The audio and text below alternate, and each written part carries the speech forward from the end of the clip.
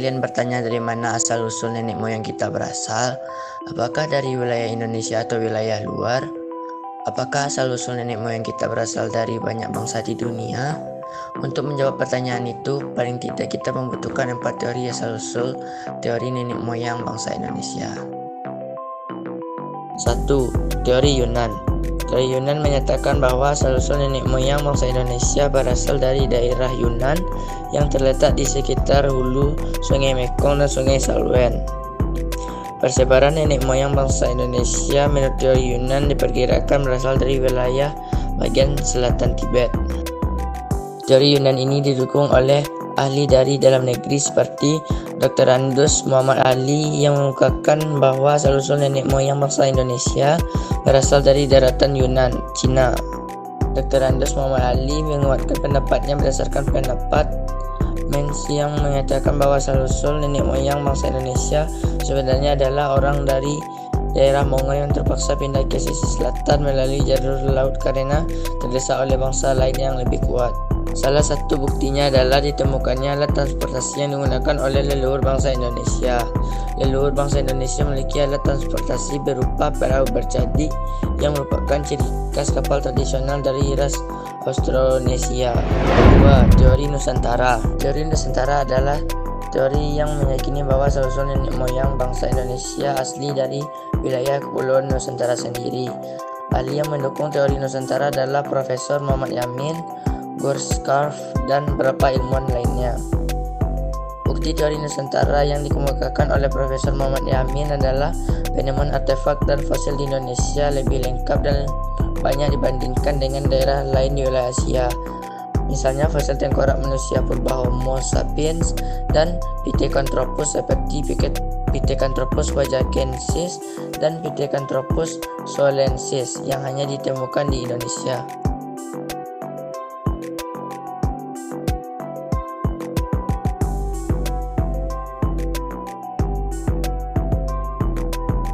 Teori Taiwan.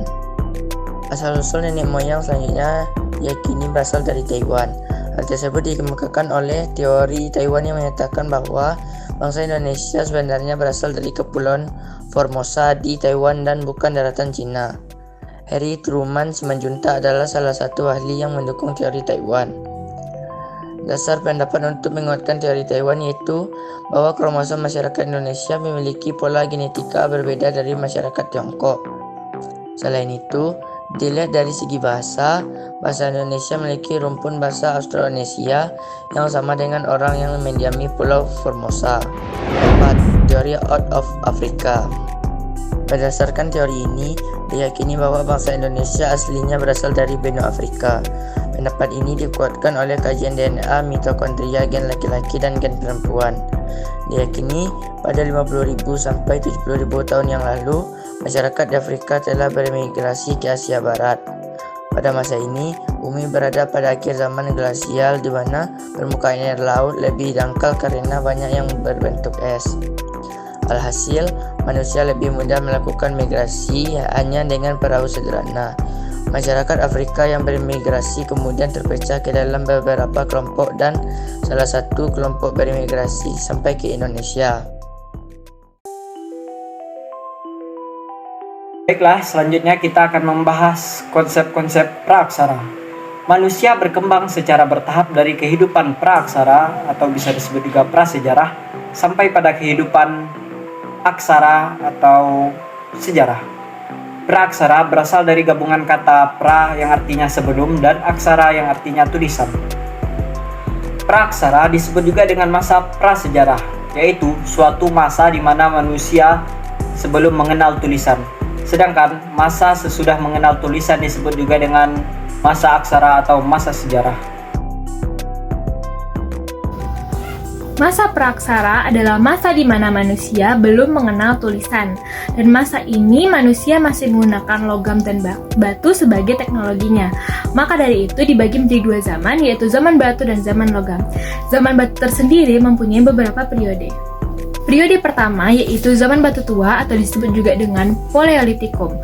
Kenapa disebut dengan zaman batu tua? Karena pada masa tersebut manusia purba masih menggunakan batu yang besar dan juga masih kasar.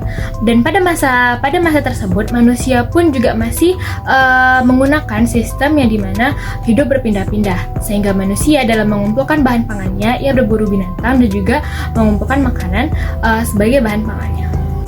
Beralih ke zaman tengah atau disebut juga dengan Mesolitikum. Pada zaman ini, manusia telah memodifikasi peralatan batunya menjadi lebih halus dan juga lebih kecil. Contohnya seperti pable, yaitu kapak Sumatera dan juga mata panah yang terbuat dari batu. Dan pada masa ini, manusia juga diyakini menggunakan gaya hidup yang sudah menetap. Dan ada beberapa pembuktian, contohnya seperti Abri Sosroce, yang disebut juga adalah cerukan atau gua yang telah ditulis atau digambarkan oleh manusia purba di mana ia tinggal. Nah, selanjutnya adalah zaman batu baru atau juga disebut dengan Neolitikum. Pada zaman ini, manusia telah mempunyai peralatan yang inovatif seperti kapak persegi dan juga kapak lonjong.